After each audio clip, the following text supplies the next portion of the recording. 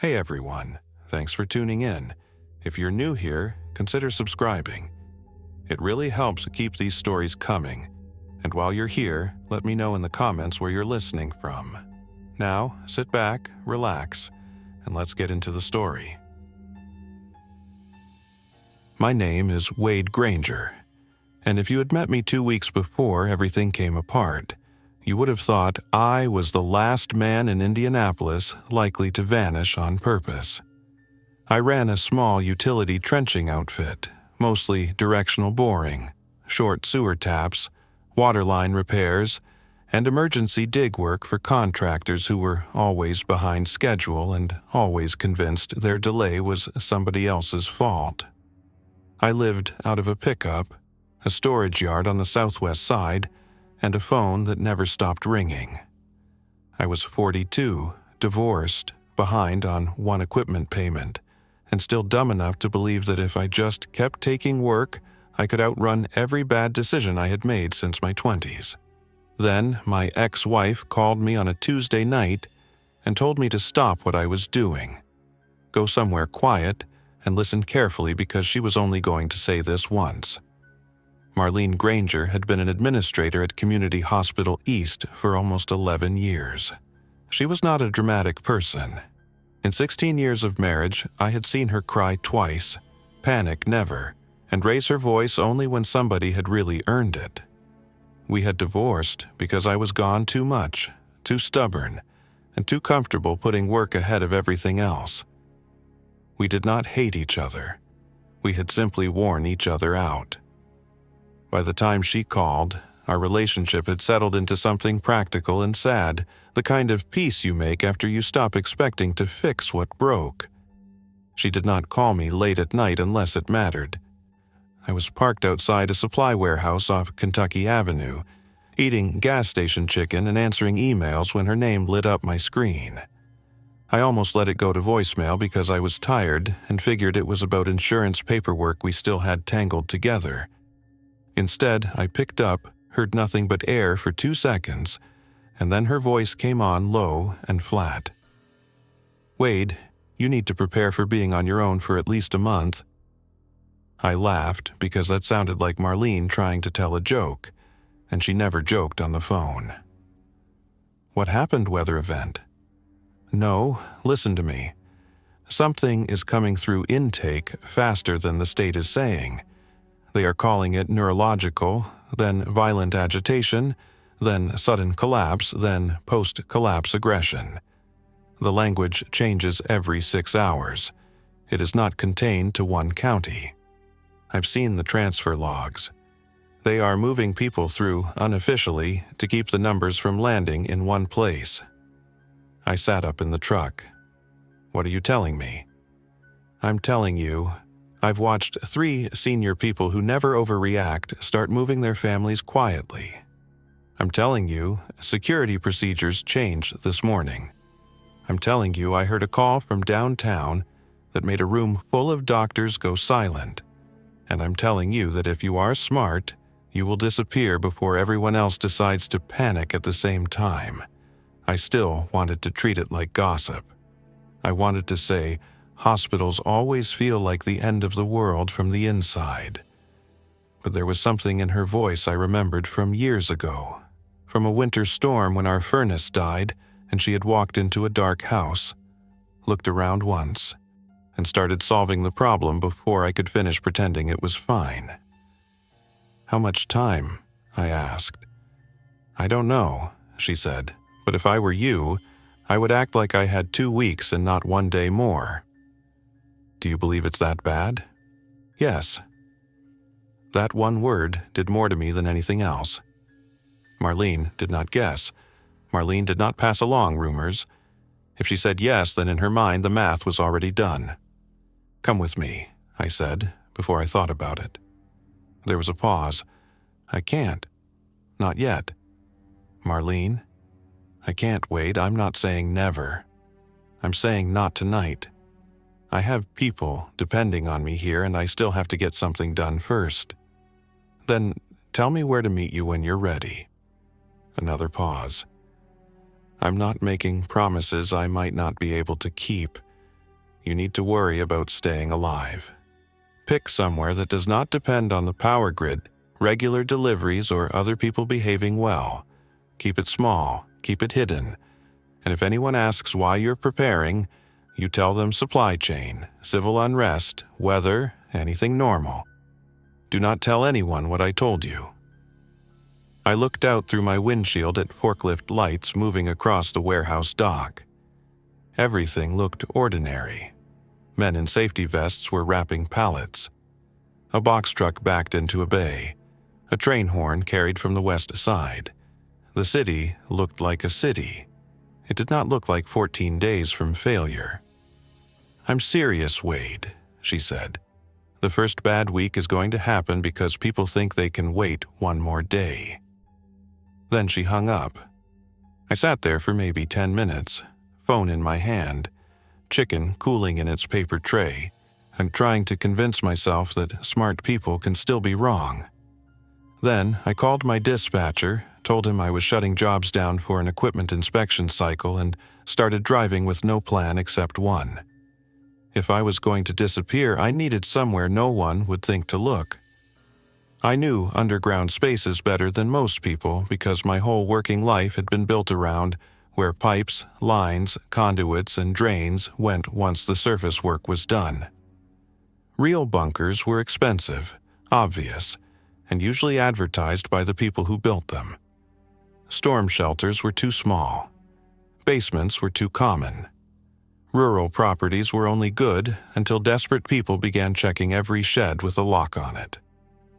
What I needed was a place already forgotten, dry enough to improve, buried enough to regulate temperature, and close enough to Indianapolis that I could still use my equipment yard and supplier relationships while nobody suspected what I was doing. 3 days later, I found it on the southeast edge of the county, beyond Beech Grove, and farther out where old commercial greenhouse properties sat half-used between light industry and broken-up farmland. I had been on site years before as a subcontractor replacing a feed line for an irrigation manifold.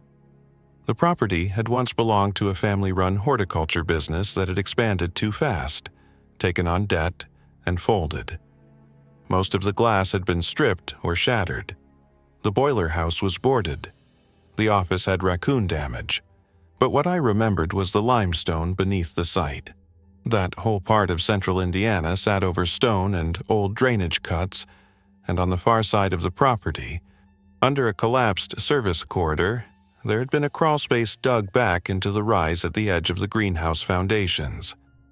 It was not a cave, not exactly, more like a man-made limestone service void, probably enlarged over time for utilities and frost protection, with concrete collar sections near the entrance and rough stone farther in, where somebody had stopped finishing the job decades earlier. I drove out there in a white fleet pickup with magnetic door signs on it, so I looked like another contractor checking abandoned infrastructure. The chain on the front gate had already been cut months ago by scrappers. I rolled in slow, past the long dead frames of greenhouse bays, and parked beside a loading pad overgrown with waist-high weeds. The place had the feel of a property that existed just outside everyone's daily attention, yet nearby enough to be seen, useless enough to be ignored. The crawlspace entrance was behind what used to be a fertilizer storage room, under a sagging lean-to with half-rotted pallets stacked against one wall. The old hatch cover was gone, replaced years ago with a sheet of marine plywood weighted down by cinder blocks. When I moved it, the air that came out was cool and mineral-heavy, not rotten. That mattered. Bad underground spaces tell on themselves. They hold water, mildew, gas, or animal death. This one smelled like damp stone and dust. I climbed down 6 feet onto a poured slab. Headlamp on. Tape measure clipped to my belt. The first 15 feet were a rectangular utility corridor, maybe 6 feet high if you didn't mind scraping your shoulders, with old pipe hangers and dead conduit running along the ceiling. After that, it dog-legged left into rougher stone. I paced it slowly, measured width and head clearance, checked the floor slope, and tested the walls with a hammer. The back chamber opened wider than I remembered, roughly 11 feet across at its broadest point, with a ceiling varying from 6 feet to 7.5. The floor was hard-packed limestone fines over old concrete patches. There were mineral stains, but no standing water. Somebody, long ago, had cut a shallow drainage trench along one edge, leading to a sump crock that no longer had a pump in it. I checked it with a flashlight. Damp, but not flooded. Good enough. I stood there in the beam of my lamp and did the first real calculation. If I sealed the visible signs, improved airflow, brought in independent power storage, water, sanitation, food, and a way to live without making noise or light detectable from outside, I could stay down there. Not forever. No underground hideout is forever, but long enough to outlast the first sweep of public failure. Long enough to let the roads empty and the supply runs die and the worst kind of people make themselves visible somewhere else. I went home that night and made a legal pad list in block letters like I was bidding a municipal job. That last one mattered more than the others, and I knew it. People think survival is about stockpiling things. Most of it is really about behavior. A place fails when the person inside it gets sloppy, lonely, sentimental, or bored. Over the next 14 days, I became the most organized liar in Indianapolis. I told one supplier I had a private cash job rehabbing a produce storage cellar outside Martinsville. I told another I was winterizing an old nursery property. I paid for some things properly, overpaid for others in cash, and salvaged whatever I could from my own yard. The phrase "stolen batteries" would sound dramatic if you put it in a story, but the truth was less cinematic and more petty. 2 were old telecom backup battery cabinets from a site demo that had never been logged correctly. 4 more were deep cycle marine batteries a paving contractor had left in a Connex for nearly a year after ducking storage fees. I knew exactly where the paperwork trail on each one ended, and I knew nobody was coming back for them. I built my power bank around those, then added an inverter charger, fused disconnects, bus bars, and a pair of clean sine inverters sized modestly because my goal was not comfort. It was refrigeration for medicine if I needed it, low-draw lights, fans, radio charging, and enough reserve to survive weeks of no charging input. I avoided a generator underground. Carbon monoxide does not care how smart you think you are. Instead, I mounted a quiet inverter generator topside in a disguised ventilated enclosure 70 yards away inside an old metal irrigation cabinet, then ran buried cable inside existing conduit toward the crawlspace. I only planned to run it during daylight, and only when ambient noise from the road or wind would cover it. Most of the time, I would rely on battery storage and strict electrical discipline. For water, I brought in 6 food-grade 55-gallon drums and a stack of sealed jugs. I treated and rotated everything. I also mapped 2 nearby backup sources: a spigot line on the property that still had intermittent county supply for reasons I never fully understood, and a retention pond I hoped never to use except after aggressive filtration and chemical treatment. I built a manual transfer setup with a small pump and hand backup, but I kept reminding myself that systems are only as good as the operator who maintains them. Every cap got labeled, every line got tagged. Dates went on everything with paint marker. The disguised entrance took more thought than the inside. I left the original access under the fertilizer lean-to, but I reframed it below grade and added a double-layer cover system, a sealed hatch beneath and a junk-top camouflage above. From the surface, it looked like stacked broken pallets, torn bags of potting soil, and a sagging row of fertilizer sacks turned hard with moisture. I hated relying on visual deception alone, so I also created a scent mess around the area using old greenhouse chemicals, mildew-soaked lumber, and rodent nesting debris. Nothing dangerous enough to poison me, just enough to make the place unpleasant to linger around. People search less carefully when they already want to leave. I considered a second exit and nearly abandoned the whole plan when I realized how hard that would be to do quietly in 2 weeks. In the end, I improvised the next best thing. At the far end of the chamber, where the limestone wall softened into old backfill, I started a narrow, hand-cut escape slot behind shelving. Not enough to use yet, but enough that with tools and time, I might punch into a disused drain line shown on a county utility map from the late 1980s. It was a bad option, but bad options are better than none. Food was the least interesting part, and still one of the most important. I bought dense, boring things that lasted and did not require much fuel or water. Rice, canned beans, oats, peanut butter, shelf-stable milk, canned chicken, tortillas, broth concentrate, multivitamins, electrolyte packets, instant coffee, hard candy, crackers, vacuum sealed into smaller portions, and a criminal amount of canned fruit because I knew morale would matter more than pride. I added a camp stove for emergency use near the ventilated front section only, but most of my food plan assumed little or no cooking. Heat makes smell. Smell carries. The sanitation setup was not glamorous either. A pair of chemical toilets, absorbent media, sealed waste buckets, nitrile gloves, disinfectant, heavy contractor bags, and strict segregation between clean water and waste area. I partitioned the rear chamber with plastic sheeting and salvaged insulated panels so I had zones: sleeping, power/storage, sanitation, and workbench. I put a cot in, then replaced it with a narrower military-style folding bunk because space mattered more than comfort. I anchored shelving to the concrete sections near the entrance. I screwed hooks into treated runners. I taped glow strips low along the floor so I could move in darkness without white light. Every night I went back to my rental house in Plainfield and slept badly. Every morning I checked the local news and saw the same careful language: isolated incidents, public safety advisories, overwhelmed facilities, no evidence of wider instability, avoid misinformation, temporary closures. Social media showed more than the news did. Videos from county hospitals vanished almost as fast as they appeared.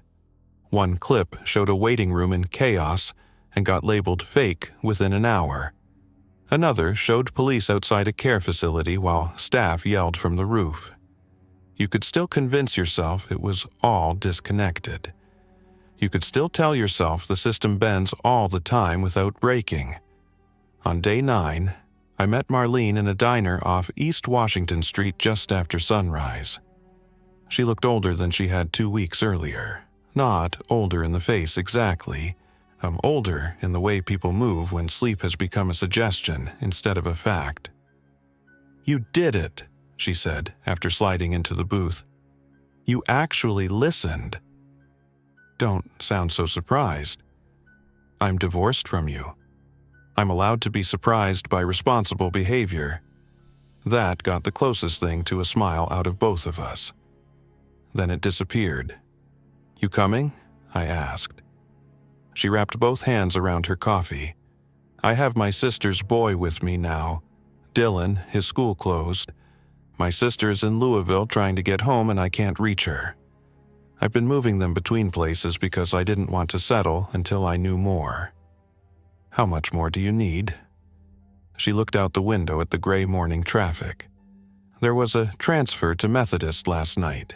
The patient arrived sedated, restrained, febrile, unresponsive for 2 minutes, yet then fully violent with the 6 people in the room. This morning, the official note says, drug reaction with traumatic confusion." I said nothing. "They're lying now," she said, "which means the people above them are scared. Then come with me." She looked back at me. "Where?" I did not tell her the exact location. Even then, I kept part of myself locked down, and I hate that when I think about it now. Instead, I told her the general area and what I had built. Her expression changed from doubt to professional assessment. Marlene always listened like she was sorting facts into neat boxes. "How long can you stay there?" she asked. 60 days if I'm careful. Longer if I have water and don't mind getting thinner." "How many people?" "1, safely. 2, maybe. More than that, and it starts failing in ways I can't control." She looked at her coffee again. "Then you should stay alone." "I didn't ask what was optimal. I asked if you were coming." Her jaw worked once. "Not today." I wanted to argue. I wanted to call her stubborn and ask what exactly she thought loyalty to a collapsing hospital would accomplish. Instead, I said, "If you change your mind?" She slid a folded napkin across the table. A prepaid phone number was written inside. "This stays off unless you need to tell me where you are or where to meet. If I call and say the phrase greenhouse account, that means I'm moving. If you hear my voice and I don't say that phrase, assume I'm not safe." That was how Marlene was. Not emotional. Useful. When we stood to leave, she put her hand on my forearm for just a second. "You always were better underground than above it," she said. That was the nearest thing to affection she had given me in years, and I carried it with me all the way back to the greenhouse property. On day 12, the first broad public panic hit. It started with school closures and fuel lines. Then a police scanner feed clipped on social media caught something ugly enough that people stopped trusting official timelines. By afternoon, groceries on the south side had stripped down to canned soup, water, batteries, and paper goods. Pharmacies developed lines out the doors. By evening, traffic on I-465 was ugly in every direction, and every gas station near me had at least one argument going in the lot. You could feel the city changing tone in real time. People were no longer shopping. They were converting fear into motion. I moved underground for good that night. My final load was the one that made it real. Last tools, last clothes, last paper maps, my father's old .38 revolver in a lockbox, one 12-gauge pump shotgun with buckshot and slug loads sealed separately, hearing protection, spare prescription meds even though I barely used them, and a metal cash box with documents that had become more sentimental than practical.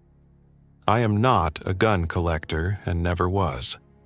The revolver had been my father's truck gun, back when that was the kind of thing rough men said casually. The shotgun I kept mostly because, in my line of work, there are isolated sites, stray dogs, and bad nights.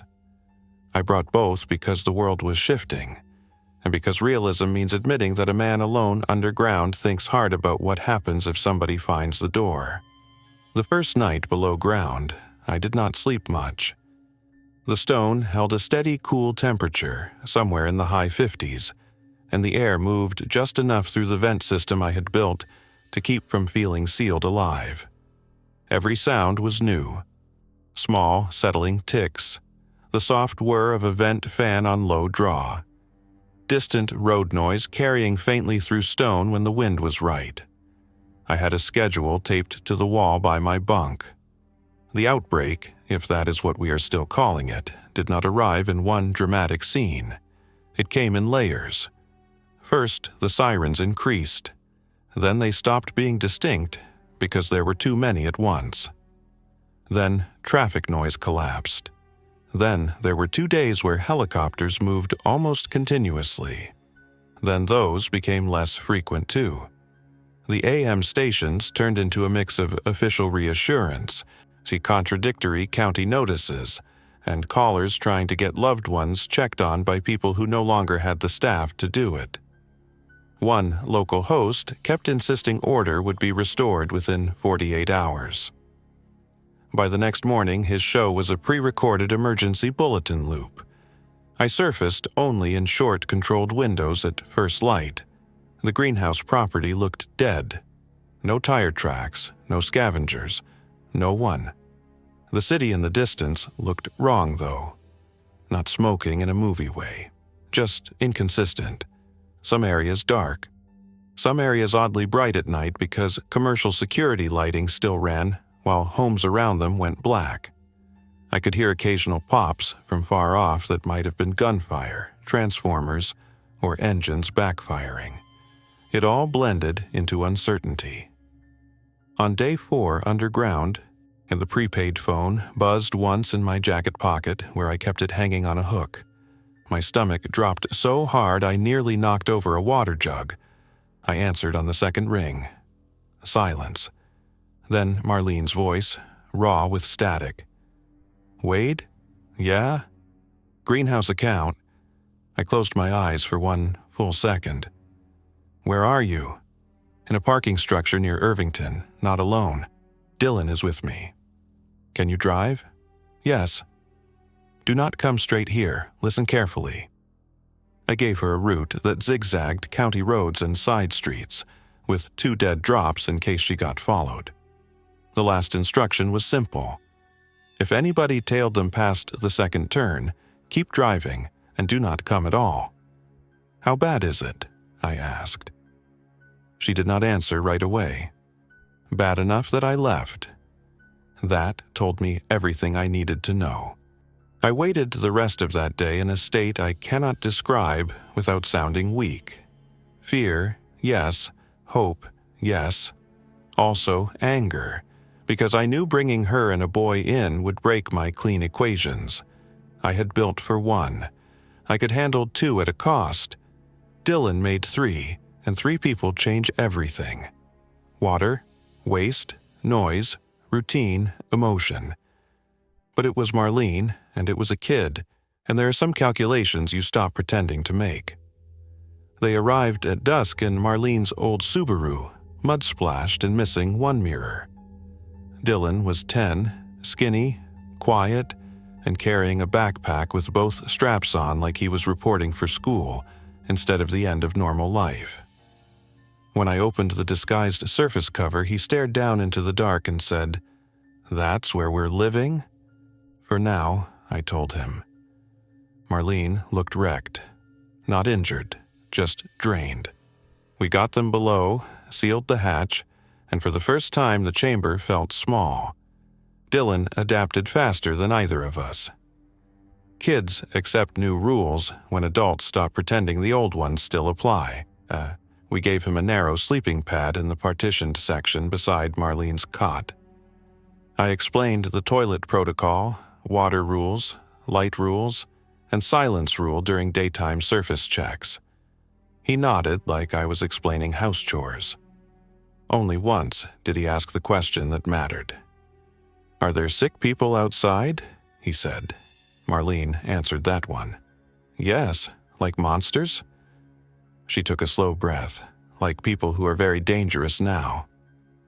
That was the version we used. Dangerous now, not forever, not monsters. The language mattered. For a while, it worked. The 3 of us fell into a harsh little routine.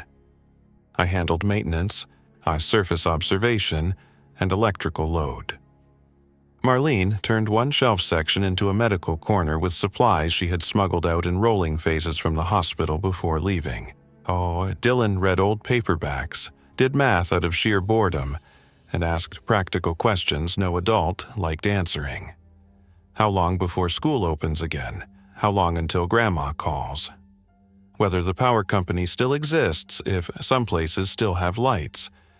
He did not cry much. That almost hurt more. At night, when Dylan slept, Marlene and I talked low over instant coffee gone lukewarm in metal cups. She told me enough about the hospitals that I stopped wanting details. Security failures, staff no-shows, entire intake areas turning from controlled spaces into traps because nobody could agree how contagious anything was or whether the violent episodes were medical, chemical, neurological, or all 3. One facility locked its psych wing and then found out too late the problem was not confined there. Another sent stable patients home to make room and effectively seeded half the county. The state, in her telling, had been caught in the oldest mistake. They were trying to preserve public calm after the point where public calm was still possible. "What do you think it is?" I asked one night. She rubbed her eyes. "I think the label stopped mattering.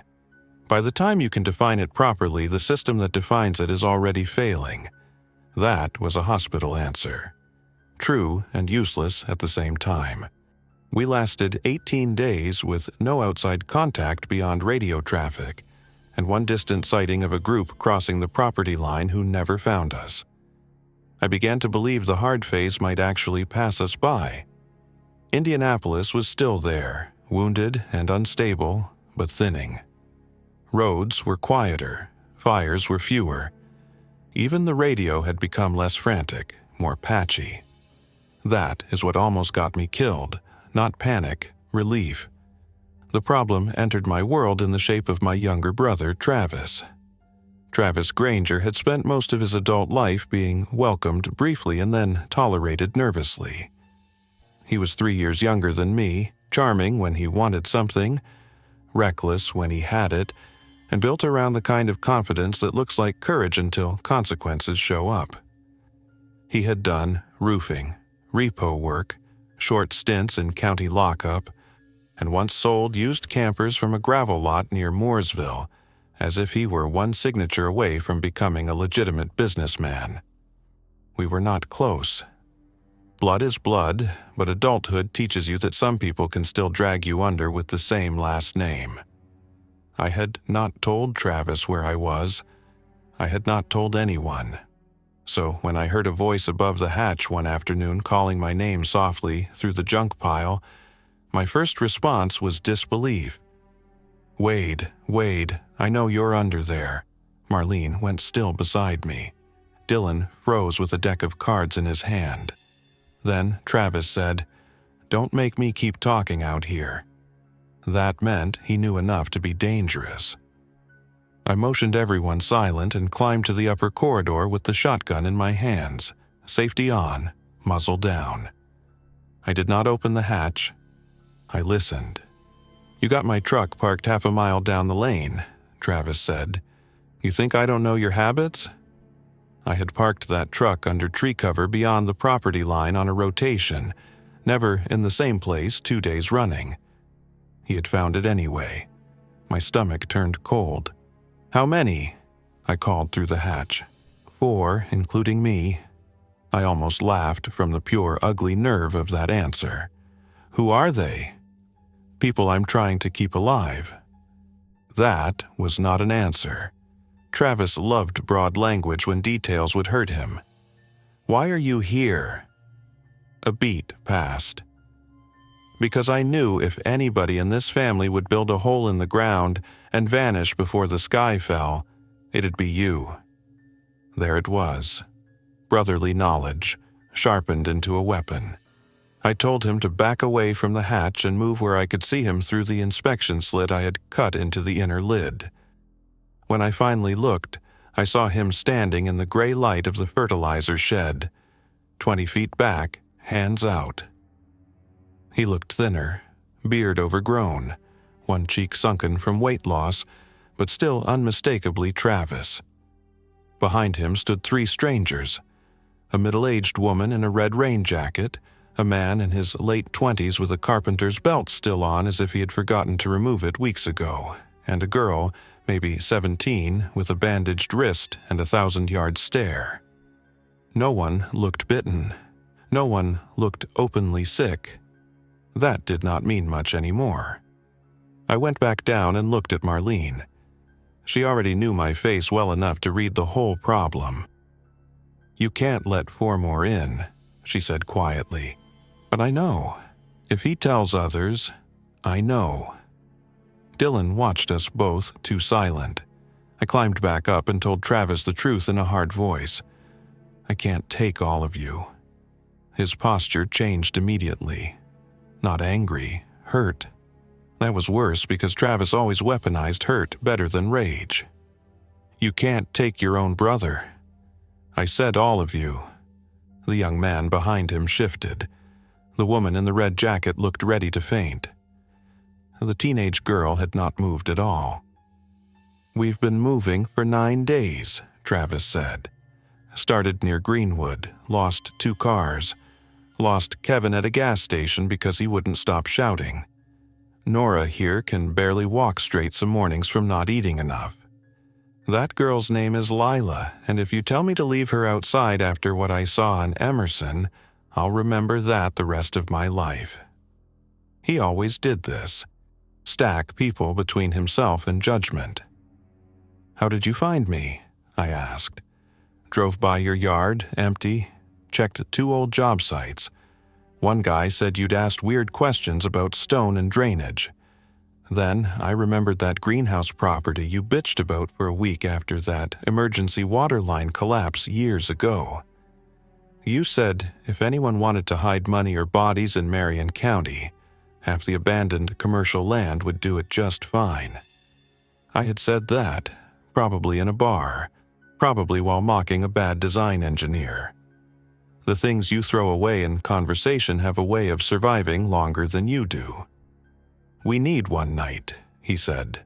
"That's all I'm asking." That was the lie people always tell before becoming a permanent problem.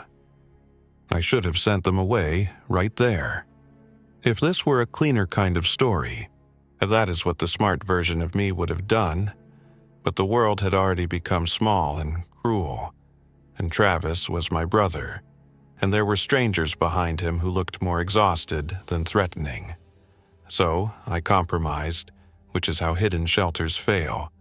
I let them into the front section only, no weapons accessible, no movement beyond the first partition, no touching supplies, medical check first. 1 night. Travis agreed too quickly, which should have warned me harder than it did.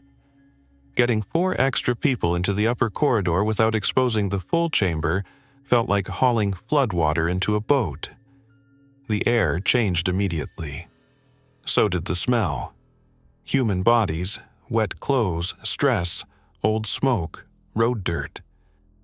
Marlene checked each of them with the efficiency of somebody who had done triage until triage stopped meaning anything. Nora, the woman in the red jacket, was dehydrated and running a mild fever from an infected blister line on her heel, not from anything systemic she could identify. The young man, Ben, had cracked ribs taped badly under his shirt. Lila's wrist was sprained, not broken. Travis had a cut along his calf that was healing ugly but clean. "No obvious signs," Marlene told me under her breath. "But I can't promise more than that." No one could. We fed them measured portions. Dylan stared at the newcomers like they were raccoons that had figured out how to open doors. Travis tried to act grateful and casual at the same time, which with him always meant trouble was warming up. After dark, while the others slept or pretended to, Travis and I sat in the upper corridor with a lantern turned low between us. "You always did go all in," he said, looking around at my wiring, sealed containers, and stacked tools. "This is impressive. Don't admire it. Sleep and leave at first light." He rubbed his face. "Wade, come on." "No. You got room. I have calculated room, not free room."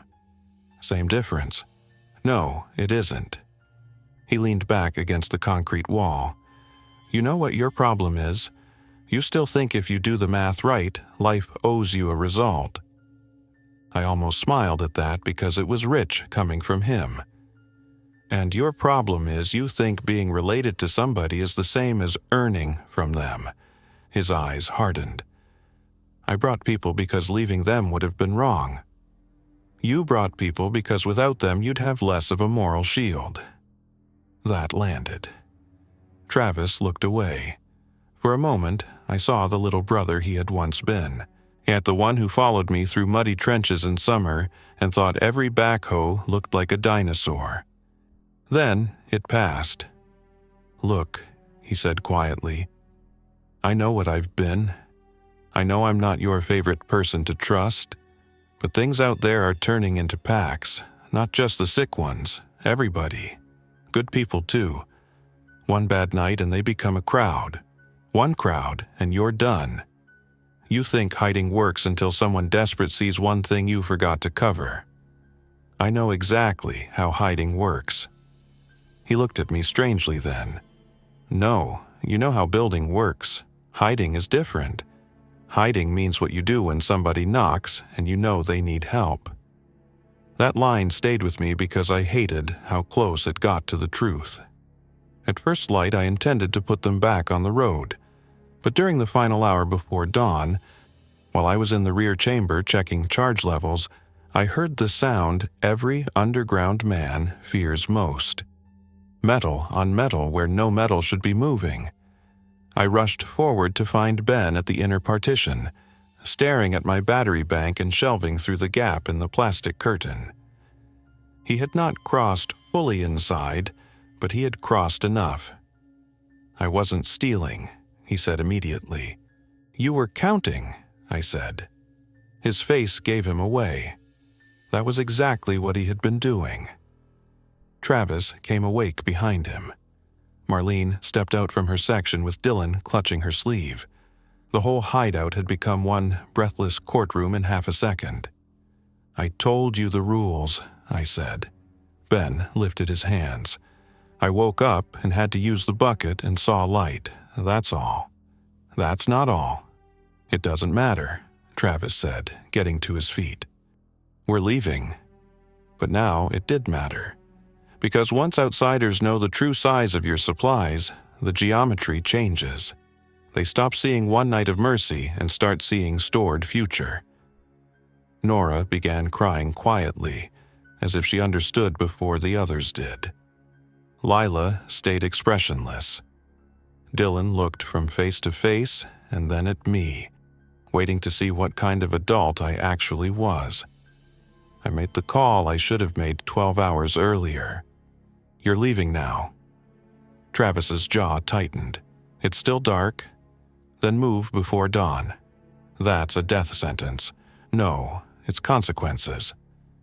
That is when my brother made the second move that destroyed everything. He said very softly, You think they don't know this place is here? The room went still. What did you do? I asked. He did not answer fast enough. What did you do? Travis? He looked past me instead of at me. There was a group at 2 roads over yesterday. They saw us. We shook them, I thought, but I wasn't sure. That's why I needed inside, to settle. Marlene closed her eyes once. Ben swore under his breath. Nora made a broken sound like somebody sitting on glass. Even Lila reacted, shoulders tightening. How many? I asked. I don't know. You led them here? I didn't mean to. There are moments when anger becomes so complete it feels calm. I remember setting the shotgun down because I was afraid of how badly I wanted to swing it. I remember Dylan starting to cry for the first time.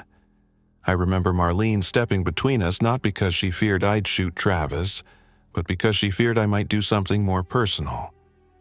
Then, from somewhere above us came a faint scrape, then another. Not the shuffling, erratic noise of the infected. Deliberate, human. They're here, Ben whispered. The next 10 minutes were the ugliest of my life, and not because of blood or heroics, because this is what failure really looks like. Fast choices, bad odds, and everybody becoming exactly who they already were. I killed all non-essential lights immediately. Marlene got Dylan and Lila into the rear chamber. Nora helped despite shaking so hard she could barely stand. Ben, to his credit, offered useful labor without excuses. I put him on the hatch bracing. Travis kept trying to talk, trying to explain, and I finally told him if he used one more word that was not practical, I'd bind his hands and leave him in the front corridor. We heard voices above, 2, maybe 3. Then the junk pile shifted.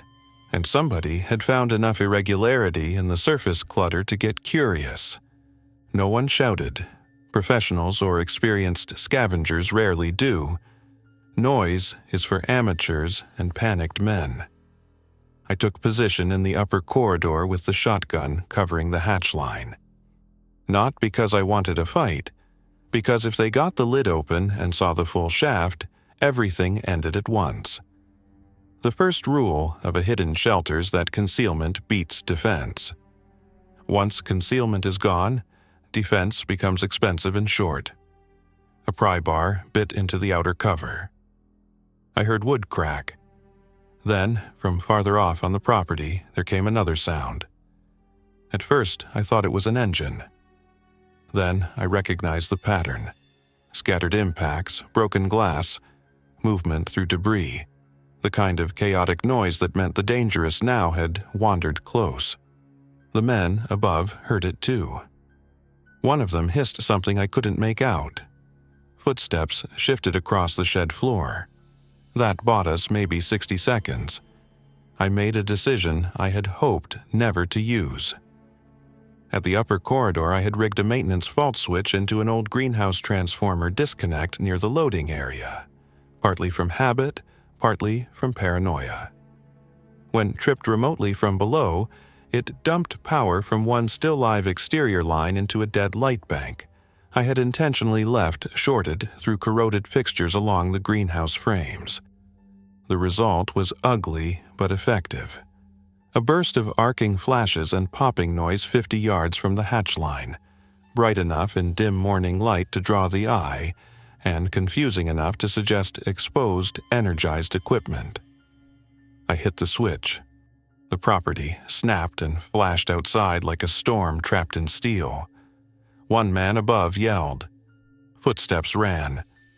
Then came the second kind of scream, not from the scavengers this time, but from one of the dangerous now as it blundered into the same zone and met chaos. People ask whether the infected really sounded different. The answer is yes and no. Some sounded like sick people in pain. Some sounded almost normal until they got close. What changed was not their voice. It was intent. Human voices usually negotiate even when frightened. These didn't. The voices above moved fast away from the hatch area. Good, but now the property itself was live with movement. I shut the fault, waited 3 breaths, and sent Ben to the rear while I climbed high enough to watch through the slit again. 3 men were running across the broken concrete lane toward the gate, one limping.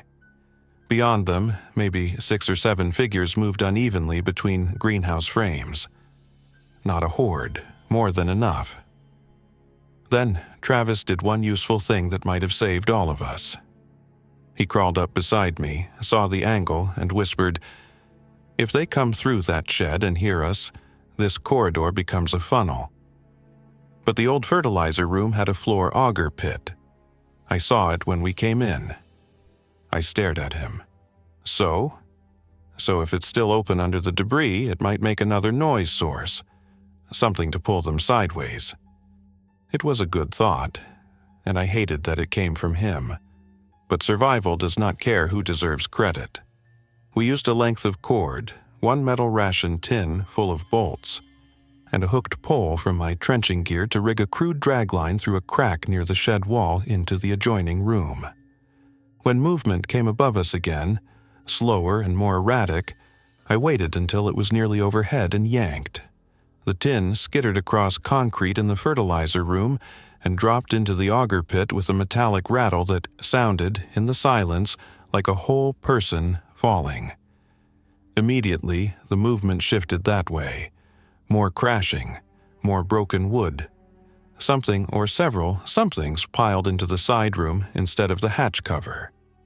Then came a heavy collapse as rotten flooring gave way around the pit edge. We stayed frozen for a full hour. No one talked. Dylan had both hands over his own mouth in the rear chamber. Nora had her forehead against the wall. Lila watched everything with blank, hard eyes. Marlene knelt beside the medical shelf like she could hold order together by posture alone. By mid-morning, the outside noise thinned. The problem was simple. Even if the immediate threat drifted away, the hatch camouflage was damaged. The concealment had been tested. Maybe not fully exposed, but no longer pristine. The shelter was compromised in the way all hidden spaces eventually become compromised. Not dead, just mortal. "We have to move," Marlene said. The words hit like a pipe wrench to the chest because I knew she was right. All that work, all that planning, all that quiet, finished by one relative with a guilty conscience and 3 strangers attached to it. "Move where?" Ben asked. Nobody had a ready answer. Then Lila spoke for the first time in hours. "Downtown is worse. Highways are bad, but north of here, there's a church camp near Fort Harrison where my aunt used to work maintenance. Wells, cabins, fenced service roads." We all turned toward her. "You've been sitting on that," Travis said. She looked at him with open dislike. "You never asked anything except where food was." That almost made me laugh, which tells you how thin I'd gotten. The logical move would have been to split. Smaller groups travel quieter, but logic and loyalty were in a knife fight by then. Dylan could not travel with just Marlene. Nora could barely walk. Ben's ribs made him slow. Travis was now both a liability and somebody I still could not fully leave. So we did what desperate groups do. We improvised a convoy out of scraps and timing. My buried hideout became a staging room for evacuation. The bitter joke was not lost on me. I packed only what moved the future: medicine, water treatment, radios, concentrated food, batteries, maps, tools, ammunition, cash, blankets, and the most compact power gear. The rest I scattered, damaged, or salted with useless clutter, so if someone fully breached the chamber later, they would have less clean gain from it. Not a perfect denial, just spite with planning. Before we left, I took one last look at the rear chamber: the bunk, the labeled shelves, the taped routines, the low light on stone. I had built a place to outlast chaos, and in the end it failed the same way most things fail, because people arrived. Travis saw me looking. For once, he did not speak. We moved at dusk in 2 vehicles. Marlene's Subaru and an old greenhouse maintenance cart I got running just long enough to haul gear to the lane where an abandoned contractor van from the property still sat with half a tank. I had ignored that van for days because I did not want a visible asset on site. Now it became our second chance. I drove the van. Marlene drove the Subaru with Dylan and Nora. Ben rode with me. Travis and Lila rotated by, who needed to stretch and who needed to watch rear approach. We avoided major roads, cut through county lanes, crossed east in slow, ugly sections, and saw enough to know Indianapolis was no longer a city operating on one set of rules. Some neighborhoods were dark and dead. Some had porch lights and armed men at intersections. Some had fires burning in places where nobody was bothering to put them out. We passed a city bus, stopped crooked across a side street with all its doors open and nobody inside. We passed a pharmacy with the front blown out and the drive-through wrapped around the block by abandoned cars. We passed 3 people jogging hard without looking back, which was somehow worse than any of the stillness. At one intersection near Post Road, Ben said quietly, "I keep waiting to see the army." "Me too," I said. We did see military once, or what looked like it. 2 mat trucks, lights off, moving south with purpose and not stopping for anyone. That was all. Not rescue, not order, just motion. We reached the church camp after midnight. Lila had not lied. It was a spread of cabins, maintenance sheds, a dining hall, and a fenced service yard tucked into woods not far from Fort Harrison State Park land, though separated enough to feel private. The main gate hung open, no lights, no movement. That is another lesson the end teaches fast. An empty place is never simply empty. It is either abandoned, avoided, or waiting to disappoint you. I parked short of the main drive and we checked it carefully, room by room, building by building. 3 cabins had already been looted. One had bodies outside that told their own quiet story without any detail I need to repeat. The dining hall was a mess, but structurally intact. The maintenance shed was the real prize. Tools, diesel, spare hardware, and a working well pump on backup power. Someone had been using the place recently, but not today. Good enough, I said. That became our motto for the next phase. Good enough. We survived the first night there, then the second, then a week, then longer. The church camp did not have the concealment of my limestone hideout, but it had space, multiple structures, a water source, and enough defensible layout that disciplined people could make it work. We reinforced doors, established watch shifts, cleaned the well line, inventoried supplies, and set zones the way grown adults should have done before the world made children learn them too. Travis worked harder than I expected. Maybe guilt finally found a use. Ben proved steady. Nora recovered enough to cook and sort stores. Lila turned out to know more about small engine maintenance than any of us. Dylan became everybody's reason to keep language measured and tempers down. And Marlene, who had spent the early collapse trying to hold a hospital together, finally let herself become what she had always been best at, the person who keeps a group from lying to itself. One night, weeks later, after rain had drummed on the cabin roofs and the camp smelled like wet pine and mud, she found me on the maintenance porch cleaning a flashlight contact with emery cloth. "You're still thinking about the underground place," she said. "Yeah? You built the right thing for the wrong world." I looked up at her. "What does that mean?" "It means you built for isolation. But survival kept turning into community whether you wanted it to or not. That community almost got us killed. It also got us here." I wanted to argue, but the camp behind her was quiet in a living way, not comfortable, not safe, just alive. A hard little human arrangement held together by rules, labor, and the fact that nobody could make it alone forever. "What about Travis?" I asked after a while. She leaned against the post and looked into the dark yard. "He is exactly the kind of person hidden shelters fail for. He is also exactly the kind of person bigger places sometimes absorb if they're lucky." "That's not an answer." "No," she said, "it's marriage experience." I laughed for the first time in what felt like months. Real laughter. Low and tired, but real. The truth is, I did have 14 days to prepare for the outbreak, and I used them well. I disappeared underground. I built something careful and disciplined and real. It kept me alive through the first collapse. It got Marlene and Dylan through the worst transition. It gave us a bridge from the old world to the next one. But it did not save me because it was underground. It saved me because for a little while it bought time, and time is the one resource every bad event tries to steal first. If you want the clean ending, the one where I say the brother was banished, the strangers betrayed us, the hideout exploded, and I became some kind of hard-eyed king of the ruins, I can't give you that. Real collapse is meaner and duller than that.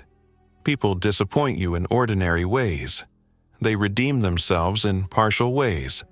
Shelters fail, plans break. Good locations turn bad because one person leaves tracks or one relative remembers an old complaint you made over beer 10 years ago. What I can tell you is this. Indianapolis did not die in one night. It thinned, fractured, adapted, and scarred.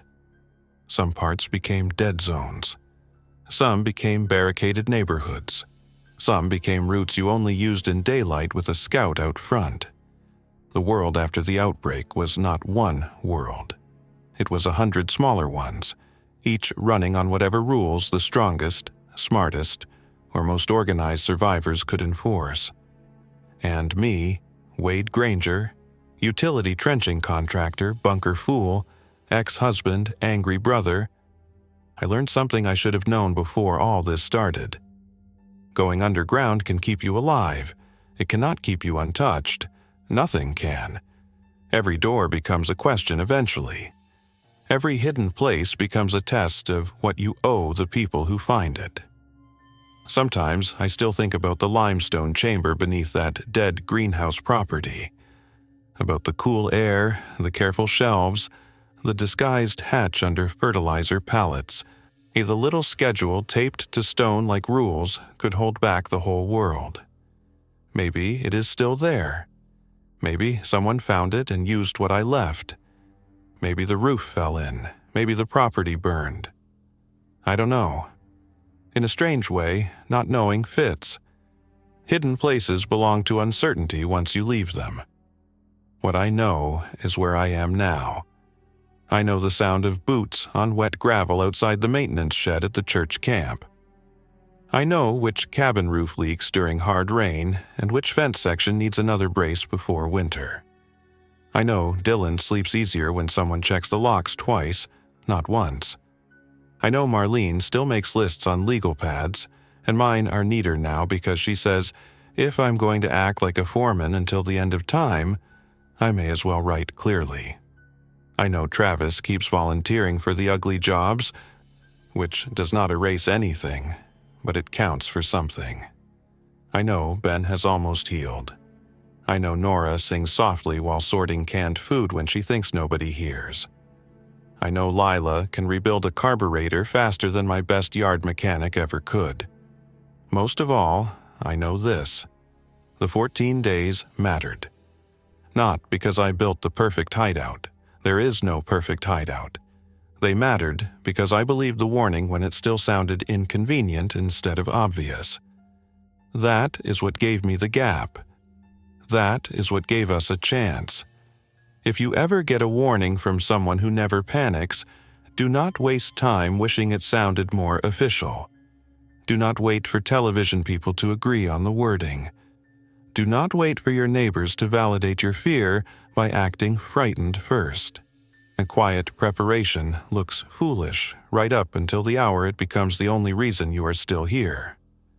I disappeared underground because I thought survival meant making myself impossible to reach. In the end, survival meant being found, being furious about it, and moving anyway. That part is harder to admit. It would be easier to pretend my best plan was enough. It wasn't. It was only the first plan.